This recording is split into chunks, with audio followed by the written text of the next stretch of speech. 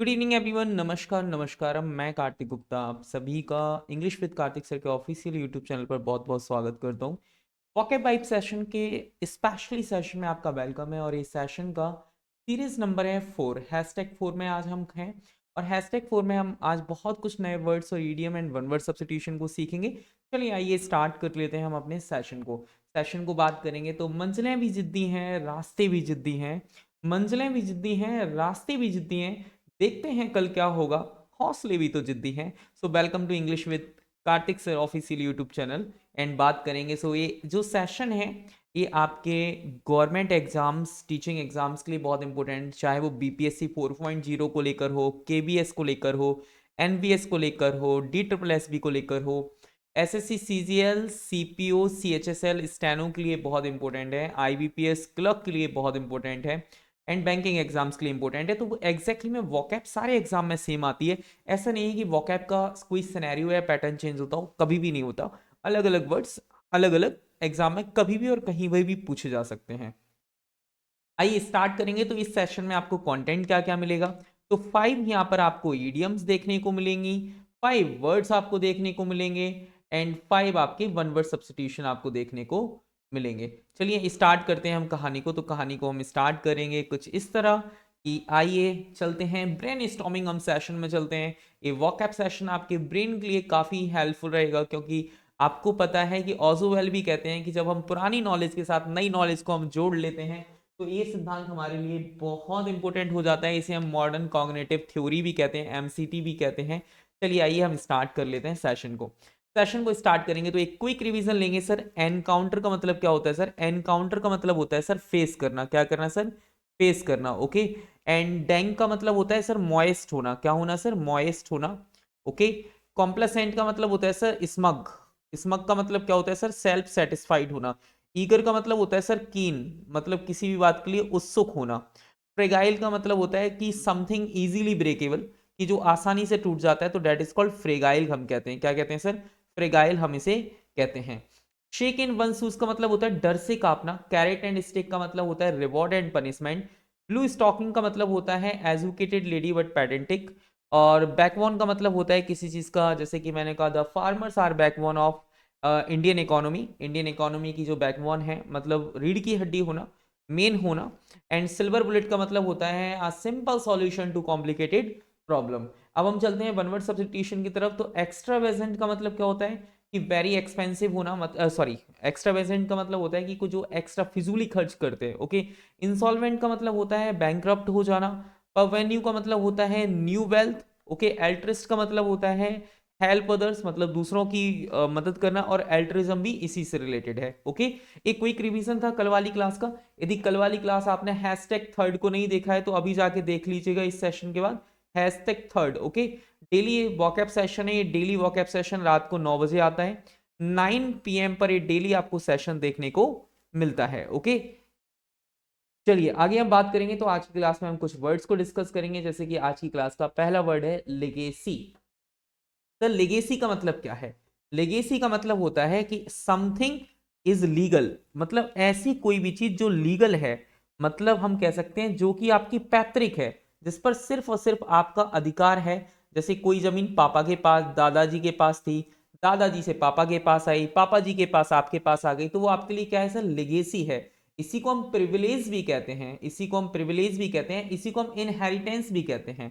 तो लेगेसी का मतलब होता है सर पैतृक संपत्ति। क्या होता है सर? पैतृक संपत्ति। इसी को हम कहते हैं सर इनहेरिटेंस या बिक्वेस्ट करना।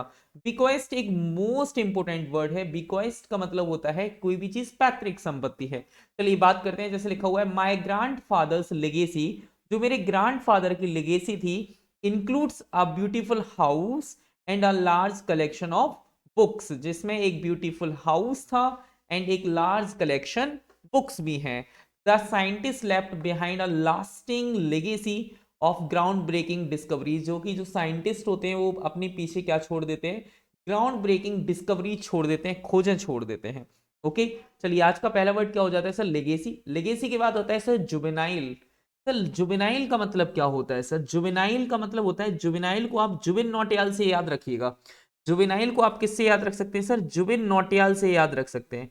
सर जुबिन नौटियाल कौन है सर? जुबिन नौटियाल आपको पता है एक नया सिंगर है जिसे हर कोई सुनना पसंद करता है, तो जुबिन नौटियाल से हम इसे याद रख लेंगे, Jubin Nautiyal. Okay, got it. तो जुबिनाइल का मतलब क्या होता है सर? जुबिनाइल का मतलब होता है जूनियर, और ये एक एडजेक्टिव की तरह काम करता है। किसकी तरह काम करता है? एडजेक्टिव, और ये नाउन की तरह भी काम कर सकता है। इसका मतलब होता है कि सर जूनियर होना, क्या होना सर? जूनियर होना, मतलब जुवा जवान होना या फिर युवा होना, इसी को हम कहते हैं। इसी के लिए कुछ वर्ड आ जाते हैं, जैसे कि यूथफुल आ जाता है, इमैच्योर आ जाता है, या फिर सर चाइल्डिश आ जाता है। चाइल्डिश का मतलब होता है बचपना टाइप का होना, डेट इज कॉल्ड कहते हैं चाइल्डिश। इमैच्योर होना या फिर यूथफुल होना। अब हम इसके वोकेबलरी की तरफ चलेंगे। जैसे लिखा हुआ है द जुवेनाइल वर्ड्स, जुवेनाइल का मतलब होता है जो इमैच्योर वर्ड्स होती है, still need their mother to feed them, उन्हें छोटी छोटी जो वर्ड्स होते हैं उनको जरूरत होती है उनकी माँ की, जो उन्हें कुछ खिला सकें। हिज जुवेनाइल बिहेवियर, देखो बिहेवियर क्या है सर? नाउन है। बिहेवियर क्या है? नाउन है। जुवेनाइल क्या है सर? एडजेक्टिव है। जुवेनाइल क्या है सर? एडजेक्टिव है। ओके, तो juvenile behaviour in class annoyed the teacher, जो उसका जुवेनाइल बिहेवियर है क्लास में, वो टीचर को बहुत ज्यादा एनॉय करता है। एनॉय का मतलब होता है सर चिढ़ाना। एनॉय का मतलब क्या होता है सर? चिढ़ाना। ओके, जब हम किसी चीज को चिढ़ाते हैं। चलिए अगले आज की तीसरी वर्ड पे चलते हैं सर, क्लैमी। क्लैमी का मतलब क्या होता है सर? क्लैमी का मतलब होता है, इसे हम कलम से याद रख सकते हैं। आपको पता है जब आप इस टाइप से कलम पकड़े रहते हैं तो आपकी फिंगर्स में स्वेटिंग होने लगती है। तो क्लैमी का मतलब होता है सर मॉइस्ट होना। क्या होना सर? मॉइस्ट होना, मतलब नमी होना। क्या होना sir?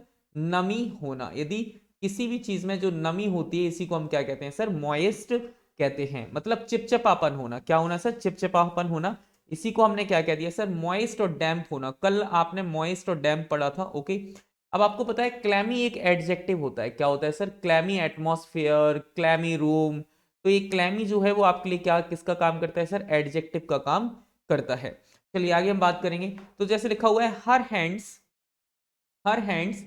Felt clammy because she was nervous before the speech.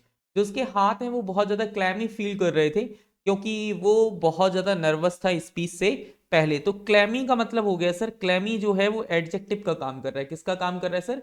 Adjective का काम कर रहा है, क्योंकि नर्वस क्लैमी था कौन? उसके हाथ। तो हाथों के हाथ क्या है सर? नाउन है। यदि नाउन के बारे में कोई भी शब्द कुछ भी बताता है तो उसको हम क्या कहते हैं? एडजेक्टिव कहते हैं। After walking in the rain, मतलब बारिश में वॉक करने के बाद, his shirt was cold and clammy, उसकी जो शर्ट थी वो काफी ठंडी एंड क्लैमी थी। Okay, got it. इतनी बात क्लियर हो गई होगी। आइए अगले वर्ड की तरफ चलते हैं। आज का फोर्थ वर्ड है अकम्प्लाइज। अकम्प्लाइज को हम पढ़ेंगे आ प्लस में कम, आ प्लस में कम। और हम इसे किसको याद रखेंगे sir? Police. Okay, POLICE, accomplish. Okay, accomplish का मतलब होता है कि कम का मतलब क्या होता है सर? आना।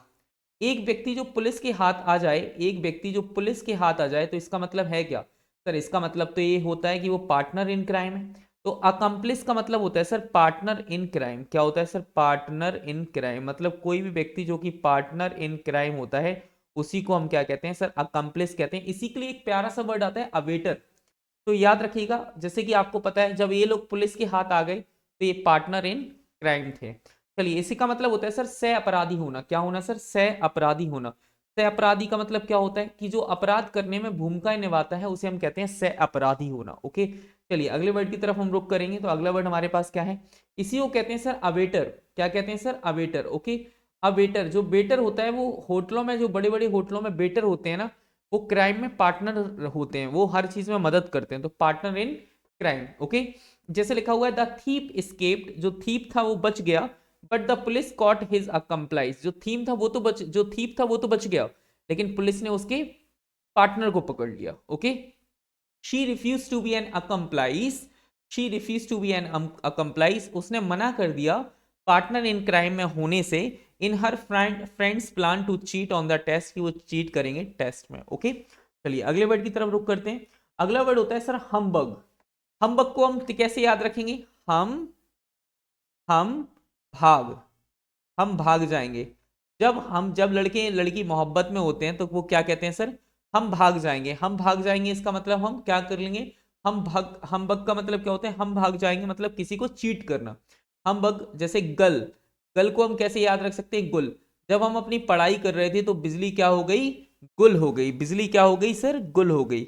बिजली गुल हो गई, तो हम इसे ऐसे याद रख सकते हैं, बिजली गुल हो गई। क्या हो गई सर? बिजली गुल हो गई। ओके, चलिए अब आगे की तरफ हम बात करेंगे। यहाँ पर हमारा अगला वर्ड हमारे पास क्या आता है सर? अगला वर्ड हमारे पास आता है स्वेंडल। क्या आता है सर? स्वेंडल। सर स्वेंडल का मतलब क्या होता है? स्वेंडल को हम सैंडल से याद रख सकते हैं। स्वेंडल को हम किससे याद रख सकते हैं? सैंडल से। जब आप किसी लड़की को चीट करने की कोशिश करते हैं तो लड़की कहती है सैंडल रखिए, याद रखना। तो इसका मतलब होता है सर चीट करना। क्या करना सर? चीट करना। तो स्वेंडल का मतलब क्या होता है सर? चीट करना, किसी को चीट करना। इसी को हम क्या कहते हैं सर? स्वेंडल कहते हैं। इसी को हमने क्या कह दिया सर? स्वेंडल कह दिया। ओके, याद रखिएगा। चलिए अगले वर्ड की तरफ हम बात करेंगे। तो स्वेंडल को लेकर हमारे पास इसका मतलब होता है सर धोखा या फिर ठगना। चलिए अगले वर्ड पर चलेंगे। तो इसी को हम क्या कहते हैं सर? चीट करना। मतलब किसी को चीट करते हैं, किसी को ड्यूप करते हैं, किसी को ट्रिक करते हैं, किसी को डिसीव करते हैं। जब आपको कोई अमेजोन से पार्सल रिसीव नहीं होता तो आप क्या कहते हो? कंपनी ने हमें क्या कर दिया है? चीट कर दिया है। द बिजनेसमैन प्रोमिसेस, जो बिजनेसमैन के प्रोमिसेस थे, turn out to be a complete humbug. वो कंप्लीटली फ्रॉड निकले, चीटिंग कर दी उसने। वाह humbug, sad scholars refusing to believe in Christmas joy. Okay, तो लेगेसी का मतलब क्या होता है सर? लेगेसी का मतलब होता है कोई भी चीज जो पैतृक है। यदि कोई भी चीज जो पैतृक है उसी को हम क्या कहते हैं? लेगेसी कहते हैं। जुवेनाइल का मतलब होता है सर यंग होना, जवान होना। क्या होना सर? यह इसका मतलब होता है सर जवान होना। ओके, इसी को हम क्या कहते हैं सर? जवान होना। ओके, याद रखिएगा। क्लैमी का मतलब होता है नमी, चिपचिपापन। ओके, अकम्प्लाइज का मतलब होता है सह अपराधी। मतलब सह अपराधी का मतलब क्या होता है सर? सह अपराधी का मतलब होता है जो अपराध करने में आपकी मैन भूमिका निभाता है। इसी को हम क्या कहते हैं सर? सह अपराधी कहते हैं। इसी को हम्बक का मतलब क्या होता है सर? हम भाग जाएंगे का मतलब होता है सर धोखा देना। किसी को क्या करना सर? धोखा देना। जब आप किसी को धोखा देते हैं उसी को हम क्या कहते हैं? हम्बग कहते हैं। ओके, चलिए आपका एक क्विक रिवीजन था। अब हम चलते हैं ईडियम्स की तरफ। ईडियम्स की तरफ बात करेंगे तो आज की क्लास का पहला ईडियम आता है ऑल डक्स इन अ रो। डक्स का मतलब क्या होता है सर? बतख। ओके, रो का मतलब होता है लाइन में। आपने देखा होगा कि सारी की सारी जितनी भी बतख होती हैं वो हमेशा लाइन में चलती हैं। तो लाइन में चलती हैं इसका मतलब वेल ऑर्गेनाइज्ड होना। वेल ऑर्गेनाइज का मतलब होता है सुव्यवस्थित होना। इसी को हम क्या कहते हैं? सुव्यवस्थित होना, अच्छे से रहना। ओके, वेल ऑर्गेनाइज्ड होना। वेल ऑर्गेनाइज्ड होना, जितनी भी बतख होती हैं हमेशा साथ में चलती हैं, तो इसका मतलब होता है सर वेल ऑर्गेनाइज्ड होना। चलिए अब अगले वर्ड की तरफ हम रुक करेंगे। सर अगला वर्ड हमारे पास क्या आता है? इसके एग्जांपल देखना। Before starting the project, project को स्टार्ट होने से पहले make sure have all your ducks in row, कि मतलब सारी चीजें सुव्यवस्थित हैं या नहीं है। चलिए अगले वर्ड की तरफ चलते हैं। N afternoon. आफ्टरनून का मतलब क्या होता है सर? दोपहर। क्या होता है सर? दोपहर। ओके, और फार्मर का मतलब होता है सर किसान। क्या होता है सर? किसान। ओके, इसका मतलब क्या हुआ सर? इसका मतलब हुआ कि किसान तो कभी भी आराम नहीं करता। ना तो किसान के लिए सुबह होती है, ना ही शाम होती है, ना ही दोपहर होती है। यदि कोई आफ्टरनून फार्मर है इसका मतलब वो लेजी व्यक्ति है, वो आलसी है। तो आफ्टरनून फार्मर का मतलब होता है सर लेजी होना। क्या होना सर? आफ्टरनून फार्मर का मतलब होता है लेजी होना। जो किसान दोपहर में आराम करता है वो लेजी होता है, मींस आलसी व्यक्ति। जैसे मैंने कहा यहां पर एग्जांपल का, ही मिस द डेडलाइन अगेन, उसने डेडलाइन को वापस से मिस कर दिया। He is such an afternoon farmer, वो सच में एक नंबर का आलसी व्यक्ति है।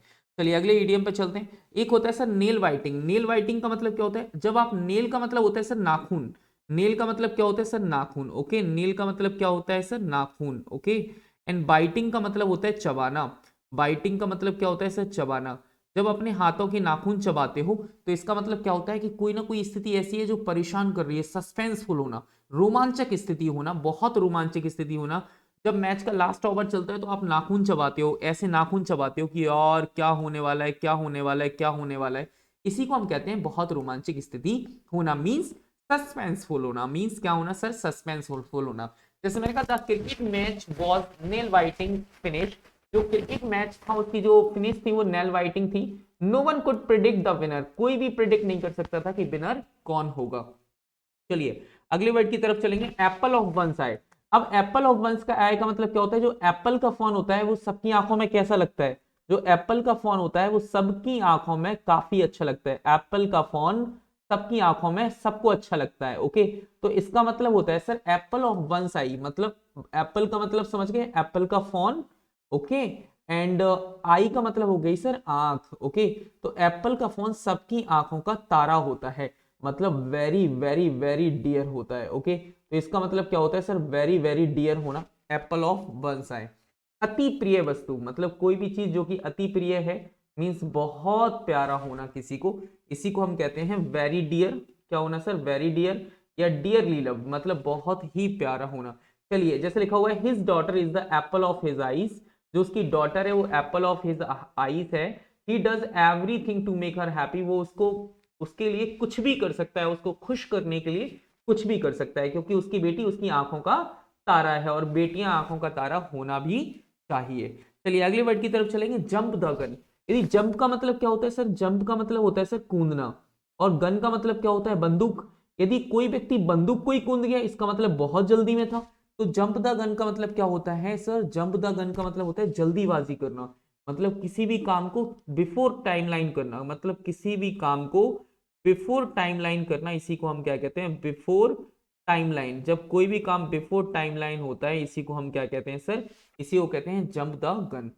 एक्टेड हैसली मतलब बहुत जल्दी एक्शन करना, इसी को हम कहते हैं जंप द गन।